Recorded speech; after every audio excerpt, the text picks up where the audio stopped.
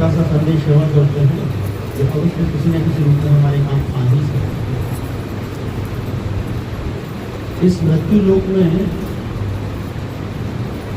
जो परम सत्य है वो परमात्मा, दूसरा जीव तत्व जीवात्मा, और तीसरा उस जीव को जो मनुष्य देह भगवत कृपा से प्राप्त होती है उसका नाश, यानी जिसे संसार में मृत्यु कहते हैं।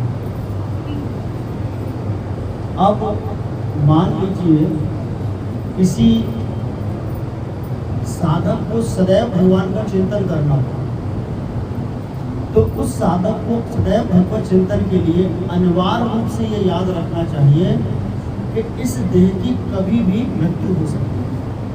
अगर वह अपनी देह की मृत्यु को याद रखेगा तो अवश्य सतत भगवत चिंतन में लगा रहेगा। जो ये भूल जाते हैं माया के वशीभूत होने के कारण कि यह शरीर हमें छोड़ना है, इस शरीर की मृत्यु होनी है, तो वह यह भूल जाने के कारण कि यह शरीर नाशवान है, इसकी मृत्यु होनी है, वह संसार के भोगों में इस शरीर को स्वतंत्र छोड़ देते हैं और दैहिक सुख के लिए वह अपनी 5 कर्मेंद्रियों मन सहित घोर संघर्ष करते हैं और यह भूल जाते हैं कि यह पंच तत्व का भौतिक शरीर उन्हें त्यागना है।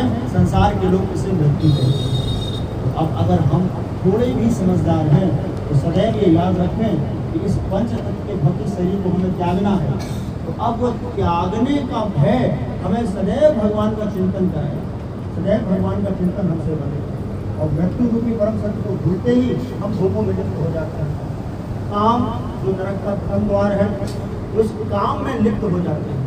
फिर क्या होगा? अगर मृत्यु रूपी परम सत्य को याद रखेंगे तो हम उतना ही काम करेंगे जितने में मात्र हमारा शरीर का भरण पोषण हो सके। तो यह छोटा सा सिद्धांत बहुत बड़ा काम है। आप बस इतना याद रखिए कि मृत्यु अटल है और वह मृत्यु इस शरीर की होनी है और किसी भी समय हो सकती है।